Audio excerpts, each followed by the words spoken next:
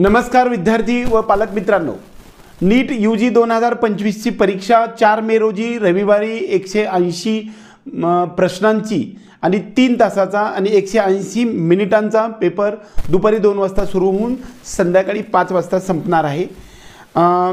आज 7 फेब्रुवारी 2025 पासून 7 मार्च 2025 च्या संध्याकाळी 11:50 पर्यंत आपल्याला पूर्ण फीस भरण्यासाठी सुद्धा 7 मार्चच दिलेला आहे। त्याच्यासाठी जनरल कॅन्डिडेटसाठी 1700 रुपये फीज आहे प्लस GST। त्याचबरोबर EWS आणि OBC साठी 1600 रुपये फीज आहे आणि 1000 रुपये फीज आपल्याला SC ST PWD आणि थर्ड जेंडरसाठी आहे। आता समजा या ठिकाणी काही कन्फ्युजन होऊ शकतं, त्यासाठी मी तुम्हाला आता ह्या व्हिडिओमध्ये बोलणार आहे। ओपन कॅटेगरीमध्ये कोण कोण येतात? सर्व ओपन कॅटेगरी, ज्या विद्यार्थ्यांकडे कोणत्याही प्रकारची कॅटेगरी नाही अशा विद्यार्थ्यांसाठी। आता एकूण सेंट्रलमध्ये खूप वेळा महाराष्ट्रातल्या काही विद्यार्थ्यांचं कन्फ्युजन होतं, त्यासाठी मी तुम्हाला हा पुन्हा एकदा मुद्दामून व्हिडिओ बनवलेला आहे। बऱ्याच वेळा एकूण 5 कॅटेगरी सेंट्रलमध्ये असतात, त्यात एक ओपन, EWS, OBC, SC आणि ST। महाराष्ट्रामध्ये मात्र तसं नाही। Open, EWS, SCBC, EWS, OBC, SBC, त्याचबरोबर VJ, NT, BCD, SC आणि ST अशा 11 कॅटेगरी आहेत। परंतु आता फॉर्म भरताना बघा, ओपन कॅटेगरी ओपनमध्येच राहील, पण EWS मात्र हा EWS जर महाराष्ट्रामध्ये असेल तो सेंट्रलमध्ये सुद्धा EWS मध्ये जाऊ शकतं, किंवा त्यांची कॅटेगरी जर समजा सेंट्रलमध्ये OBC मध्ये असेल तर मात्र तुम्ही OBC मधून फॉर्म भरू शकता। आता महाराष्ट्रामधला OBC विद्यार्थी, SBC विद्यार्थी VJ केला विमुक्त जाती असं म्हणतो, किंवा डिनोटिफाईड ट्राइब्स 1 असं म्हटलं जातं। NT BCD किंवा NT 1 2 3 या कॅटेगरीला सर्व विद्यार्थ्यांसाठी सेंट्रलचं OBCचं सर्टिफिकेट लागत असतं आणि त्यांनी OBC लिहायचं आहे। आता SCBC कॅटेगरीचा जो विद्यार्थी असेल त्या विद्यार्थ्यांसाठी एक महत्त्वाचा टॉपिक आहे की तुम्ही मराठा आरक्षण महाराष्ट्रासाठी लागू आहे आणि तुमच्याकडे जर समजा कुणबीचा दाखला असेल तर तुम्ही OBC मधून सेंट्रलचं 9 नंबरचा फॉर्म तुम्हाला मिळत असेल तर सेंट्रलचं कास्ट सर्टिफिकेट जर तुम्हाला मिळालं असेल तर तुम्ही सेंट्रलमधून OBC मधून फॉर्म भरू शकता। त्याचबरोबर ज्या विद्यार्थ्यांना SCBC म्हणजे मराठा आरक्षणाचं फक्त दाखला आहे आणि त्याच्यामध्ये Maratha caste certificate, caste validity आणि नॉन क्रिमिलेअर या तिन्ही सर्टिफिकेट जर तुमच्याकडे असतील तर तुम्ही CET सेलकडे ज्यावेळेस आपल्याला काउन्सिलिंग प्रोसेसमध्ये महाराष्ट्राचा भाग घेणार आहे त्यावेळेस त्याचा उपयोग होणार आहे। आता तुम्हाला मराठा आरक्षणच्या विद्यार्थ्यांना मात्र एकतर EWS सेंट्रलचं तुम्हाला काढावं लागेल आणि EWS मधून फॉर्म भरावा लागेल किंवा ओपनमधून भरावा लागेल। काही मराठा विद्यार्थ्यांकडे सेंट्रलचं OBCचं सर्टिफिकेट जर असेल म्हणजे कुणबी असेल तर तुम्हाला OBC सर्टिफिकेट मिळू शकतं, पण मराठा सर्टिफिकेट असेल तर मात्र मराठा ही कास्ट सेंट्रलच्या OBC मध्ये येत नाही, मात्र कुणबी हे मात्र सेंट्रलच्या OBC मध्ये येतं, त्यामुळे त्यांना OBC लिहायचं आहे। बऱ्याच वेळा आपल्याला या सर्व गोष्टीच्या संदर्भामध्ये डिटेल कॅटेगरीच्या संदर्भात मी तुम्हाला सांगितलं तर ओपन कॅटेगरीसाठी आपल्या सर्वांना माहिती आहे 1700 रुपये फीज आहे प्लस GST आणि OBC आणि EWS या कॅटेगरीसाठी 1600 रुपये फीज आहे, 100 रुपये कमी आहे प्लस GST आणि 1000 रुपये SC ST आणि PWD आणि थर्ड जेंडरसाठी फीज आहे। ही फीज भरल्याशिवाय फॉर्म भरला असं समजलं जात नाही। त्याचबरोबर प्रत्येक विद्यार्थ्यांना फक्त आणि फक्त एकच फॉर्म भरायचा आहे, एकपेक्षा जास्त फॉर्म भरायचे नाहीत, हे लक्षात ठेवा असं यांच्यामध्ये सांगितलेलं आहे। दुसरा महत्त्वाचा मुद्दा, फॉर्म भरण्याची गडबड करू नका। 100% आम्ही तुम्हाला संपूर्ण इन्फॉर्मेशन देऊ। फॉर्म कशा स्वरूपामध्ये भरला जातो त्याचा स्टेप वाईज व्हिडिओ तुम्हाला येणार आहे। 2-3 दिवस थांबा, काही काळजी करू नका, काही गोष्टी अनेक अपडेटेड होऊ शकतात। गडबड करून फॉर्म भरण्याची काहीही आवश्यकता नाही। खूप वेळा काही मिथ आहे, समज आहे की आपण जर समजा कदाचित लवकर फॉर्म भरला तर आपल्याला पाहिजे ते सेंटर मिळणार आहे। ह्याच्यामध्ये आपल्याला सेंटर सिटी सेंटरसुद्धा मागवायचे, आपल्याला 2 सिटीज आपल्याला मागवता येऊ शकतात, आपल्याला अफोर्डेबल पाहिजे त्या। दुसरा महत्त्वाचा मुद्दा, आपल्याला ॲडमिट कार्ड जे असतं म्हणजे हॉल तिकीट आहे ते मात्र 1 मे पासून 4 मे पर्यंत येणार आहे। रिझल्ट मात्र 14 जूनला लागणार आहे असं त्यांनी आत्ताच सांगितले, परंतु कदाचित त्याच्या अगोदरच येईल असं माझं म्हणणं आहे। तुम्हाला सर्वांना सर्वात महत्त्वाची इन्फॉर्मेशन देण्यासाठी आलो आहे, ते म्हणजे तुमची कॅटेगरी जर चुकली असेल तर तुम्हाला चेंज करता येऊ शकणार आहे। त्याचबरोबर काही गोष्टी अशा पण आहेत की ज्या तुम्हाला आपल्याला चेंज करता येणार आहेत। त्यामध्ये काही गोष्टी अशा आहेत कॅटेगरी चेंज करू शकतो जर सर्टिफिकेट असेल नसेल तर. PWDचं त्याचं सेंट्रलचं म्हणजे जे काही तुमच्या जिल्ह्याचं सर्टिफिकेट असेल अशा विद्यार्थ्यांनीसुद्धा ते PWDचं सर्टिफिकेट भरायला हरकत नाही. आउटसाईड इंडिया असणाऱ्या भारत देशाच्या बाहेरच्या विद्यार्थ्यांना मात्र आपल्याला 9,500 प्लस GST आपल्याला भरायचं आहे, हे पण लक्षात ठेवायचं आहे. त्याचबरोबर एक्झाम सिटी आपल्याला 2 द्यायच्या आहेत. कोणत्या द्यायच्या आहेत ते पण तुम्ही विचार करून ठेवा, काही काळजी करू नका. रिझल्ट मात्र 14 जून सांगितलं आहे, पण त्याच्या अगोदर रिझल्ट लागेल, ही पण तुम्हाला या निमित्तानं सांगेन.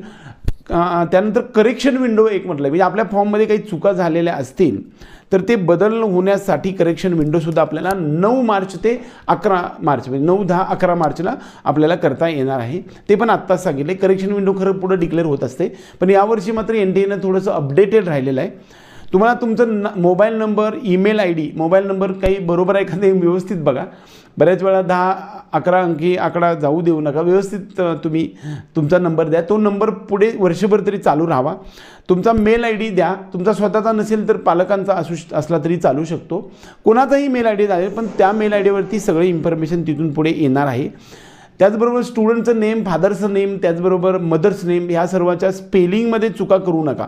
बऱ्याच वेळा त्या चुका तुम्हाला बदल करता येत नाहीत. काही कॅटेगरी चेंज करता येऊ शकते, काही गोष्टी बदल करता येऊ शकतात, परंतु मात्र नेममधलं चेंज होत नाही, कॅटेगरी पण चेंज होत नाही, सेक्स पण चेंज होत नाही. म्हणजे काही गोष्टी चेंज होणार नाहीत. कोणत्या होणार नाहीत ते पण मी तुम्हाला पुढच्या व्हिडिओमध्ये आणखी चांगल्या पद्धतीने सांगणार आहे. ईमेल ID आणि मोबाईल नंबर अगदी स्पेलिंग व्यवस्थित बघा. त्याच्यामध्ये तुमचाच मेल ID असावा असं काही नाही. भावाचा असेल, बहिणीचा असेल किंवा मोठ्या वडिलांचा, चुलत्यांचा कुणाचाही असेल तर तोच असला पाहिजे.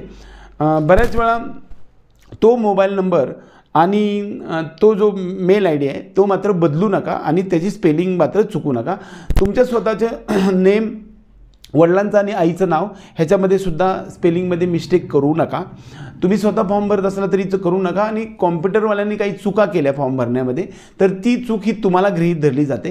फॉर्म भरत असताना एखाद्या नेट कॅफेवाल्यानं काही चूक केली तर ती चूक ही तुमची गृहीत धरली जाते. त्यामुळं माझं काही चूक आहे, त्यांनी दोष केला असं म्हणता येणार नाही, हे पण लक्षात ठेवा.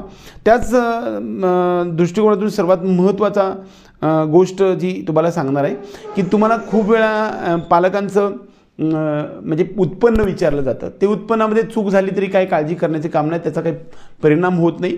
त्याच्यामध्ये स्लॉट्स असतात 1 लाखापासून 5 लाखापर्यंत, 5 लाखापासून 10 असे काही. त्यातला कोणताही सिलेक्ट केला आणि तुमचा चुकला तरी काय हरकत नाही.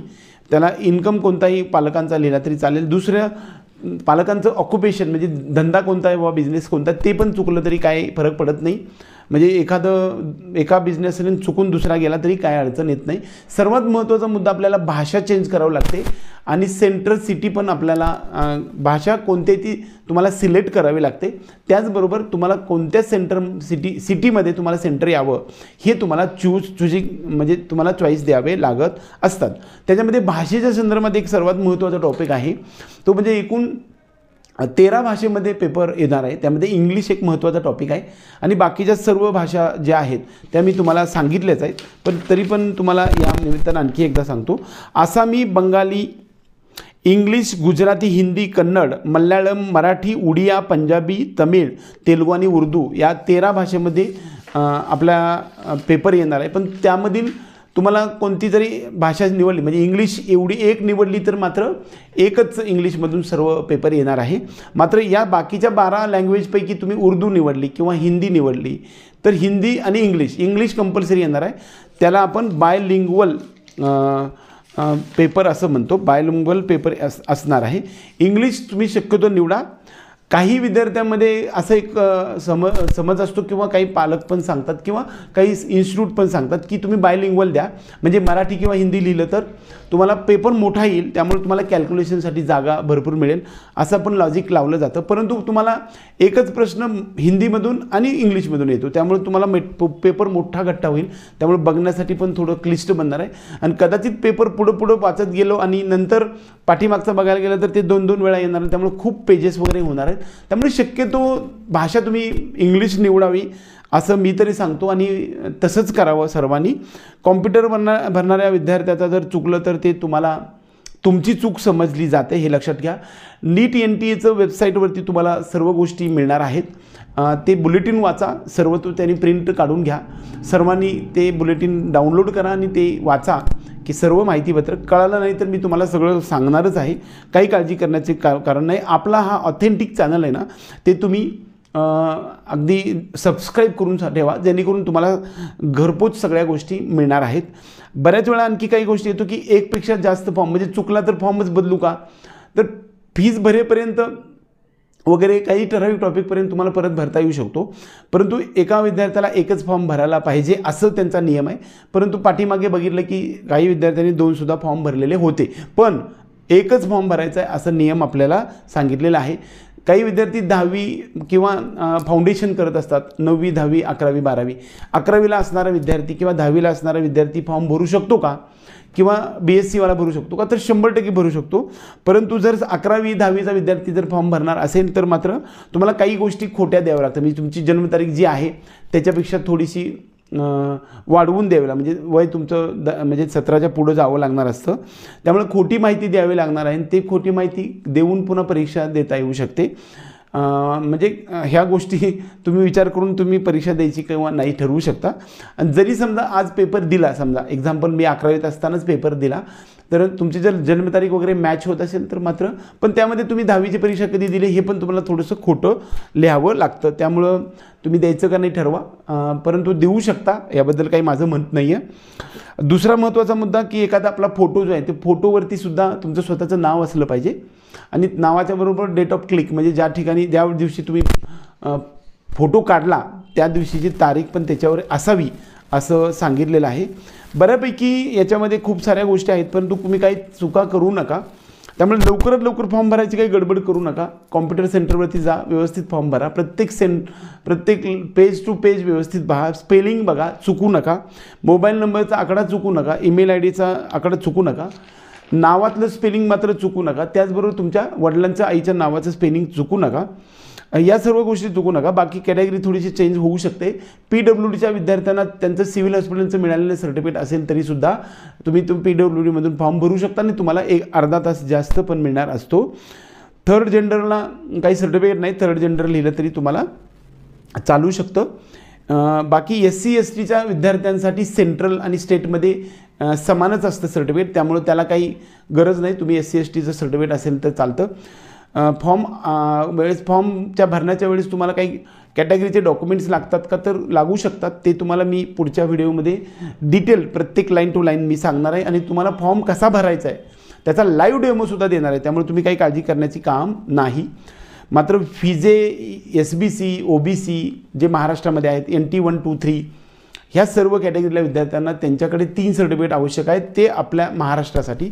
परंतु NTकडे फॉर्म भरण्यासाठी मात्र 9 नंबरचा फॉर्म भरावं म्हणजे जे काही कास्ट सर्टिफिकेट असतं ते तुम्हाला OBCचं लागणार आहे. म्हणजे VJला सुद्धा OBCमधून फॉर्म भरावा लागणार आहे. NT B C D साठी सुद्धा OBCमधून सेंट्रलला फॉर्म भरावा लागतो. त्याचा 9 नंबरचा फॉर्म असतो, तो आपल्याला सेंट्रलचं OBC सर्टिफिकेट पाहिजे. सेंट्रलसाठी आपल्याला फक्त OBC आणि नॉन क्रिमिलेअर एकातच येतं, त्यामुळं ते एकच सर्टिफिकेट लागतं. तिकडे व्हॅलिडिटीची आवश्यकता लागत नाही. SC STच्या विद्यार्थ्यांना मात्र जरी व्हॅलिडिटी नसेल तरीसुद्धा तुम्ही SC STमधून फॉर्म भरू शकता, NTA फॉर्म भरू शकता. खूप सारे क्वेश्चन्स आहेत आपल्याला. 14 जून ही तुमची रिझल्टची डेट आहे, परंतु रिझल्टची डेट मात्र अगोदरच येऊ शकते, त्याच दिवशी यायला पाहिजे असं काय नाही. एकपेक्षा जास्त फॉर्म भरू नका, चुका करू नका. या सर्व इन्फॉर्मेशन देण्यासाठी मी तुम्हाला आलो होतो. या पुढच्या व्हिडिओमध्ये मी तुम्हाला डॉक्युमेंट्ससाठी संदर्भात सर्व डिटेल सांगणार आहे, कोणते डॉक्युमेंट्स लागणार ते सांगणार आहे, ते सुद्धा पाहायला विसरू नका. नंतर तुम्हाला लाईव्ह डेमो उद्या संध्याकाळपर्यंत मी देईन, त्यानंतर ते पाहूनच तुम्ही फॉर्म भरा. एवढंच या निमित्तानं संवादचा हा व्हिडिओ संपूया. हा व्हिडिओ आवडला तर व्हिडिओ लाईक करा, त्याचबरोबर आपल्या चॅनलला सबस्क्राईब करा आणि बेल आयकॉन दाबा. आपल्या पेड सर्व्हिसेससुद्धा अवेलेबल आहे, त्याच्यासाठी आपल्या डिस्क्रिप्शन बॉक्समध्ये जाऊन तुम्ही माहिती पाहू शकता. एवढंच या निमित्ताने. जय हिंद, जय महाराष्ट्र.